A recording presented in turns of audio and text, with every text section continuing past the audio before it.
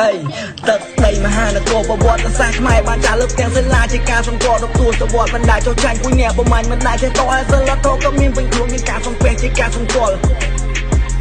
សំពះកូនកាយក៏រកឲ្យគ្មានចិត្តស្អប់គុំគួននេះណាឬថាអាចោលពីមកបំពេញផ្លែគ្រប់ចំនួនមិនខ្លាយតែឲ្យក្បាលចង់ឲ្យកាក់ដល់ដីហើយនឹងផ្លែខ្លាំងប៉ុណ្ណាដូនតាអញថាចំការពីកោយុជាមកសោយពីដែរសឹងណាគ្រប់យ៉ាងទៅសងដូចជាមានពណ៌ក៏ហមមិនមែនដូចជីពួកអាមកមីមិនស្គាល់ខ្វាយសវាថាចង់បានផលបែបនេះចូលចិត្តកន្លែងប្រវត្តិសាស្ត្រនៃក្បាលសំទេចរីហូបបែបទីនេះគេមួយរឿងល្អមិនដូចអាចោលគួរវារកមិនក៏ទៅជាបែបនេះមិនបាប់ទៅជាក្បិតដល់លត់ទៅលឹងដល់គួរបែបនេះបើសារនៅលើនេះខ្មែរខំតែរកឆ្នាំតាមដល់ចៅមិនដឹងបាត់ដៅចៅវាបែបណាទៅបានកំណត់វាសុទ្ធដំបៅយ៉ា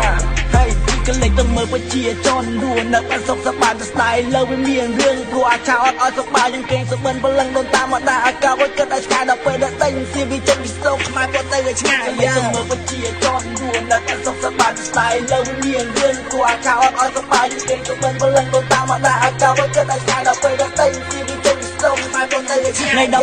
18សីហាខ្ញុំនឹងខ្វះថាជាថ្ងៃប្រឡងប៉ុន្តែអារម្មណ៍នៅក្នុងខ្លួនចង់លីក៏ភ្លើងទីសារបស់ប្រកួតកម្លាំងកូនខ្មែរចេញច្បាំងបាញ់ពួកឲ្យខ្មាំងឲ្យវាបានលងហើយតោះជាកូនដំណក់ដែលតក់លើដីឲ្យយកដៃចង់ឬថាម្ដងនេះពួកអាសំគីវាលេងមែនតែរដ្ឋាភិបាលធៀមធួមិនដែរនឹងខ្លាចកំដរឲ្យលេងកុំចង់មកខ្លាំងឲ្យថតដល់វល់ក៏ពេកក៏ពបងអកញ្ញាចាំអញឲ្យដឹងថាខ្មែរនេះគ្រប់ចំនួនគឺខ្លាំងមែនបាក់គូជាតិខ្ញុំបានអាជីសបានពុះសួងឲ្យខ្មែរខ្ញុំកាន់ទៅហ៊ីខាងទាំងកំណត់និងស្មារតីលះបង់មកស្ដាយអាយុជីវិតនឹងសូមមួយជាជុំមេតែពុំមួយនេះគឺខ្ញុំមួយជាវិជ័យវិចិត្រយ៉ាគឺខ្ញុំមួយជាវិជ័យវិចិត្រ